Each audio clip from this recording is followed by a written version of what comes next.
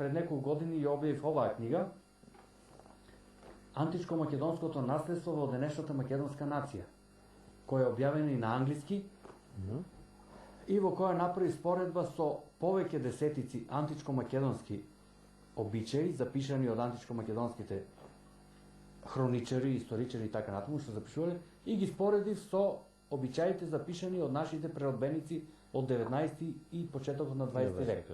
Верковиќ, браќа Милодиновци и така натаму. Не сте ни свесни колку обичаи се фрапантно поклопуваат, идентични потполно. Од каде тоа? Од каде? Од каде песни за Александар Македонски во нашиот фолклор, а во ниту една песна македонска не се спомнува етнонимот Словенија. Кој тоа ќе ми го објасни? Некои наши историчари се обидоа тоа да го објаснат дека тоа било изблик на наводниот романтизам од 19 век. Као сега им текнало, ајде од утре ќе бидеме ние потомци на античките македонци, затоа што тоа е во мода во 19 век. Но ние имаме сведоштво за песна за Александар Македонски уште во 18 век. Понатаму имаме песна за Александар Македонски во која што на фрапантен начин се навестува дека тој умрел од комарци. Видите вака, во историографијата е не се знае нормално што умрел Александар Македонски, нема од тогаш камери па да го снимаат, но се знае дека се претпоставува дека тој умрел од маларија. Сега, од каде нашиот фолклорен пејач во 19 век напишал во песна не за маларија, напишал буквално тој умрел од комарци. А комарците се преносници на маларија. А дека комарците се преносници на маларија откриено дури во 1902 година и тој научник што тоа го откри доби Нобелова награда. А нашиот народен пејач тоа го дал уште пред половина век. Значи тоа било наследено. Не е тоа изблик на романтизам. Тоа се глупости. Понатаму земете го сведоштвото на Стефан Верковиќ.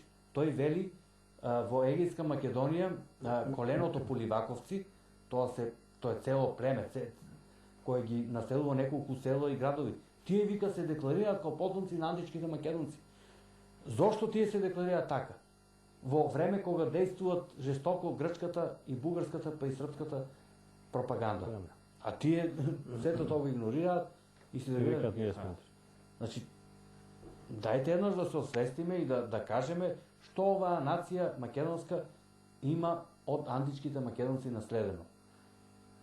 Голем дел податоци од областа на фолклорот, јас ги имам овде изнесено, но пак ќе кажам, јас сам се борам и оваа книга е 2 изданија доживеа, веќе ја нема во продажба. Јас имав некои гости кај мене во емисијата оваа сезона, 2007-2008, меѓу другото беа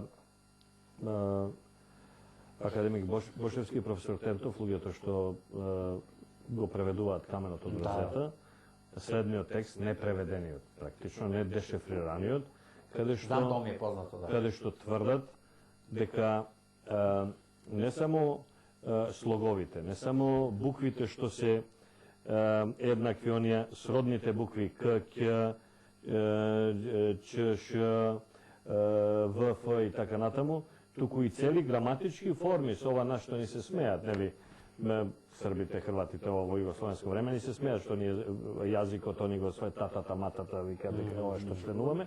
Де факто кажува, едноставно објаснуваат и академик Бошевски и професор Тентов, дека и граматиката на Каменот од Розета е македонски, дека всушност македонскиот јазик препоставува дека кога го чита, можеш да го познаеш во денешниот јазик.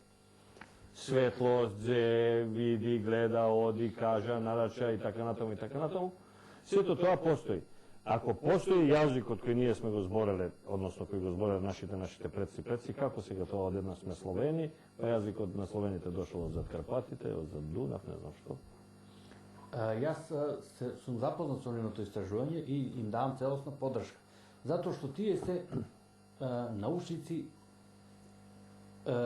кои што се посветени на екзактните науки, кај нив нема импровизации. Тоа се математичари и тоа што тие го откријат, тоа е факт, нема овде место за импровизација. Јас верувам, јас пред 2 години објавив книга јазикот на античките македонци, во која што ја настапив од друг аспект. Јас ги собрав сите зборови од јазикот на античките македонци кои се познати до денес и едноставно ги компарирав со денешните македонски зборови. И при тоа повторно излегува на виделина фрапантни сличности. Ова исто де факто што го тврдат и двајцата мои гости, дека зборови се слични, граматички форми се слични. Да. Например,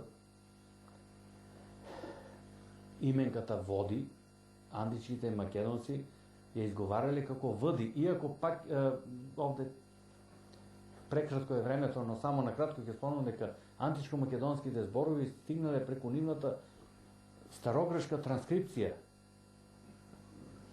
Разбирате ли? Старогрчките автори ги запишувале така како што ги чуле, да. Според собствените јазични норми. Како ние сега за државата Јапонија, што велиме дека тоа е Јапонија, но тоа не е Јапонија. Јапонците ако ги прашате ти ќе речат нашата држава се вика Нихон. Да. Разбирате ли? Или за нашата држава што ќе кажат Македонија или не знам што. Така. Или за Финска. Така, да, сум. Значи тие ги запишувале така како што ќе ги слушнат. Но и покрај тоа се јасно се препознаваат многу сличности и идентичности. Например, именката глава кај старогрчките автори е запишано дека античките македонци ја изговарале како гавала. Гранка кај старогрчките автори е запишано дека античките македонци ја изговарале како гаркан. Па тоа зарем тоа не е исто. Ако земеме на некој денешен грк да му дадеме да го запише името на Скопје, тој ќе запише Скопија. Така, нема да пише Скопје. И сега после 1000 години некој ќе прочете тој ќе рече не е Скопје. Ова не е Скопје. Разбирате? Тоа сето го имам објаснето во мојата книга детаљно. Добро, кажи ми овој дел да го вака затвориме со еден заклучок. Генерално потеклото на овие македонци, што живееме во оваа варварска Македонија, во оваа третина од Македонија. Генерално потеклото наше е од античките македонци. Ова на денешните македонци не само во Вардарска, и во Егејски, во Пирински, и во делот од Албанија, и ние сме сите ист народ. Така. Е во најголема мера според моите истражувања од античките македонци, иако има и примеси од други народи. За да го тоа... Што е нормално. За новија денеска, вчера, завчера, што беа тука разни европски чиновници, бирократи, што се за да им го тоа пластично покажеме, што треба да им се каже, да кажеме во 3 збора, да треба да објасниш на некој простак од Брисел. Не во 3 збора, во еден збор ќе кажам, потребно е време. Видите вака, време. Видите вака, дури една Америка што е сега супер сила, во 19 век имала огромни проблеми да се осамостои од Англија. Па Англија не им давала да мрднат на американците. Англија го бомбардирала, Вашингтон го бомбардирала англиската флота. Односно англиската војска, пардон. Не сме ни свесни тие колку време им требало. Значи сето ова што нам ни се случува е условно кажано во наводници еден нормален процес кога соседите те негираат и така, што низ кој процес поминале и други држави, најмогните држави, камоли ние. Значи потребно е време. Тие ќе сватат. Јас сум разговарал со американци интелектуалци, тие велат дека ние знаеме дека античките македонци не биле грци. И со други и така натаму, значи потребно е време. Потребно е да се навикнат едноставно на вистината која е.